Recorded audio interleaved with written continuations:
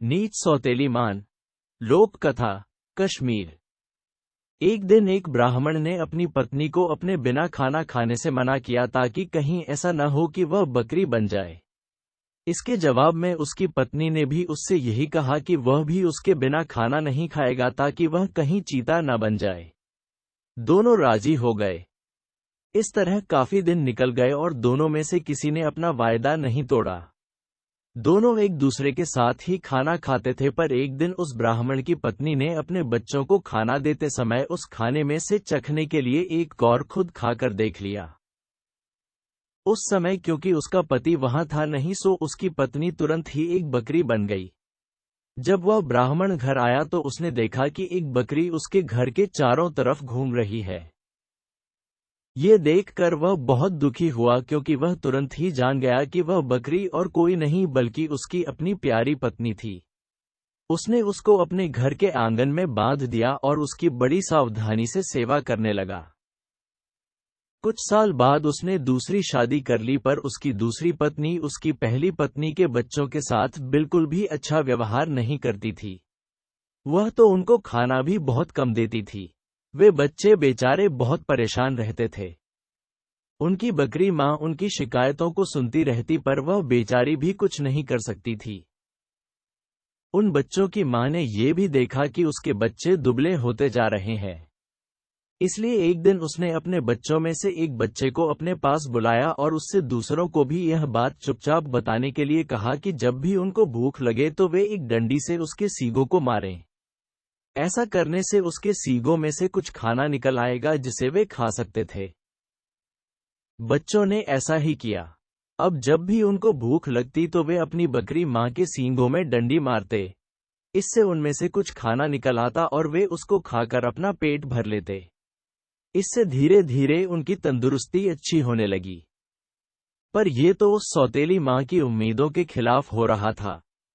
उसके सौतेले बच्चे तो बजाय दुबले होने के और ज्यादा तंदुरुस्त होते जा रहे थे, जबकि वह खुद उनको बहुत कम खाना देती थी। वह उनको इतना तंदुरुस्त देखकर बहुत ही ताज्जुब में पड़ गई कि यह सब कैसे हो रहा था। कुछ समय बाद उस ब्राह्मण की दूसरी पत्नी ने एक आंख की बेटी को जन्म दिया। वह अपनी उस कानी बेटी को बहुत प्यार करती थी और उसकी किसी भी जरूरत को तुरंत ही पूरा करने को तैयार रहती थी जिसको वह समझती थी कि वह उसको चाहिए। कुछ दिनों बाद जब वह लड़की काफी बड़ी हो गई, चलने फिरने लगी, बोलने चालने लगी, अच्छी तरह बात करने लगी, तो उसकी माँ उसको दूसरे बच्चों के साथ बाहर खेलने के लिए भेजने लगी।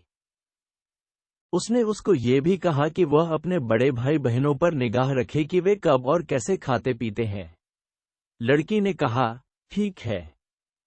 वह लड़की उनके साथ सारे दिन रही और उसने वह सब कुछ देखा जो उनके साथ हुआ। ये सुनकर कि बकरी उसके सौतेले बच्चों को खाना दे रही थी, वह दूसरी पत्नी बहुत गुस्सा हुई। उसने तय कर लिया कि वह उस बकरी को जल्दी से जल्दी मरवा देगी। एक दिन उसने बहाना किया कि वह बहुत बीमार है और अपने इलाज के लिए एक हकीम को बुलवाया। उसने उस हकीम को रिश्वत दी और कहा कि वह उसके लिए दवा के तौर पर बकरी का मांस खाने के लिए बताए। उस हकीम ने ऐसा ही किया।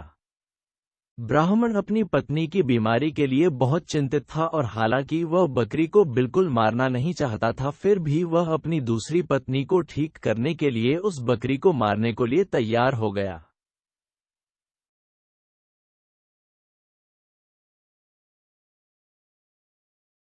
उनकी मां ने कहा, मेरे प्यारे बच्चों, रो नहीं। जो जिंदगी मैं जी रही हूं ऐसी जिंदगी से तो मर जाना अच्छा है। रो नहीं। मुझे तुम्हारे खाने को लेकर कोई दुख नहीं है, क्योंकि अगर तुम मेरा कहा करोगे तो खाना तो तुमको उसके बाद भी मिलता रहेगा। मेरे मरने के बाद तुम लोग मेरी हड्डियां इकट्ठी कर लेना और उनको किसी ऐसी जगह दबा देना जहां उनको कोई ढूंढ न सके। फिर जब भी तुमको भूख लगे तो तुम वहां आ जाना, तुमको वहां खाना मिल जाएगा। उस बकरी ने उनको ये सलाह बड़े समय से दे दी थी, क्योंकि जैसे ही उसने अपनी बात खत्म की और उसके बच्चे वहां से गए कि तभी एक कसाई अपना बड़ा सा चाकू लेकर वहां आ पहुंचा और उसने उस बकरी को मार दिया। उस बकरी के शरीर को टुकड़ों में काट कर पका दिया गया। ब्राह्मण की पत्नी ने उस बकरी के मांस को खाया पर बच्चों को केवल हड्डियां ही मिली। बच्चों ने उन हड्डियों का वही किया जो उनकी बकरी मां ने उनसे करने के लिए कहा था। उन्होंने उसकी हड्डियां एक ऐसी जगह दबा दी जहां उन्हें कोई ढूंढ नहीं सकता था। जब उनको खाने की जरूरत होती तो वे वहां जाते और उन हड्डियों से खाना मांग लेते और उनको खाना मिल जाता। सो अब उनको फिर से खाना रोज और खूब मिल रहा था। अब वे भूखे भी नहीं रहते थे। उनकी तंदुरुस्ती फिर से ठीक होती जा रही थी। उस बकरी के मर जाने के कुछ समय बाद ब्राह्मण की पहली पत्नी की एक बेटी पानी के नाले में अपना चेहरा धो रही थी कि उसकी नाक की लौंग खुल गई और पानी में गिर गई। एक मछली पानी के साथ साथ उसको भी पी गई।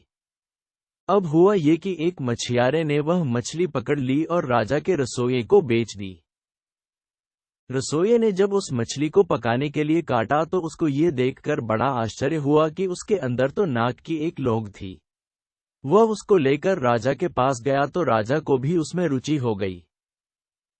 राजा ने अपने राज्य में यह मुनादी पिटवा दी कि जिस किसी की भी नाक की लौंग खो गई हो वह उसको राजा से आकर ले जाए। कुछ ही दिनों में उस लड़की का भाई राजा के पास आया और बोला कि वह नाक की लौंग उसकी बहन की थी। उसकी यह नाक की लौंग उसका चेहरा धोते समय नाले में गिर पड़ी थी। राजा ने उस लड़की को बुलाया तो वह उसकी सुंदरता और अच्छा व्यवहार देखकर इतना प्रभावित हुआ कि उसने उससे शादी कर ली और उसके परिवार की भी खूब सहायता की।